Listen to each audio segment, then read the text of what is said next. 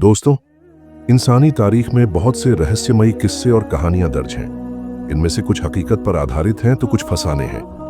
लेकिन आज हम आपको एक ऐसी हकीकत के बारे में बताएंगे जो न सिर्फ इंसानियत के लिए इबरत है बल्कि क़यामत की अलामतों में से एक है। हम बात कर रहे हैं याजूज और माजूज की। ये कौन है, इनका जिक्र कहाँ मिलता है, ये आज़ाद होकर दुनिया पर क्या कहर बरपाएंगे और इनसे बचाव का क्या तरीका है।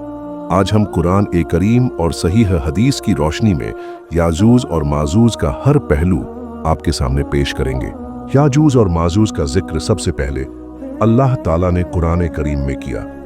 सूरह कहफ की आयत नंबर 33 से लेकर 88 तक में हजरत जुल्करनैन और याजूज माजूज के वाक़े का बयान मिलता है। इसके अलावा सूरह अंबिया की आयत नंबर 97 में भी इनका जिक्र है। फिर जब याजूज और माजूज को छोड़ दिया जाएगा और वह हर ऊंचाई से दौड़ते हुए आएंगे और क़यामत करीब आ जाएगी। सूरह अंबिया आयत 97। याजूज और माजूज इंसानों की एक कौम है। यह हजरत नूह अलैहिस्सलाम के बेटे याफिस की औलाद में से है। इनके बारे में कहा गया है कि ये इतने ताकतवर और जालिम हैं कि इंसानियत पर कभी रहम नहीं। हजरत जुल्करनैन, जिनका नाम कुरान में दर्ज है, एक बहुत ही नेक और ताकतवर बादशाह थे।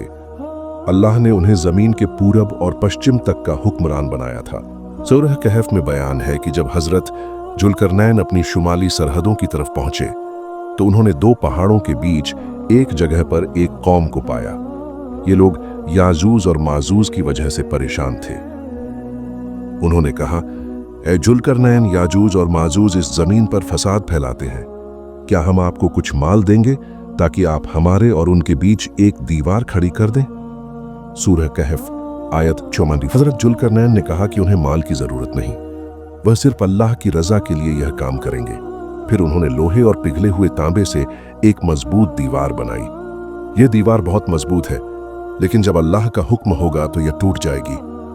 अब हम सही हदीसों की रोशनी में याजूज और माजूज के बारे में जानते हैं।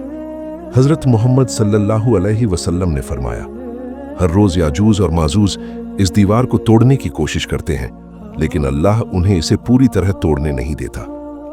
नबी करीम ने उनका हुलिया भी बताया। उन्होंने कहा, याजूज और माजूज छोटे कद के होंगे, उनकी आंखें छोटी और चेहरे चौड़े होंगे, उनका रंग गेहूं के जैसा होगा। सहीह मुस्लिम की हदीस के मुताबिक जब यह दीवार टूट जाएगी तो याजूज और माजूज पूरी दुनिया में फसाद मचाएंगे। क़यामत के करीब याजूज और माजूज दीवार तोड़कर निकलेंगे। सबसे पहले वे बहरे तबरिया, सी ऑफ गैलिली का सारा पानी पी जाएंगे। फिर जब उनका आखिरी लश्कर वहां पहुंचेगा तो कहेगा, यहां कभी पानी हुआ करता था। फिर यह कौम दुनिया के हर कोने में तबाही मचाएगी।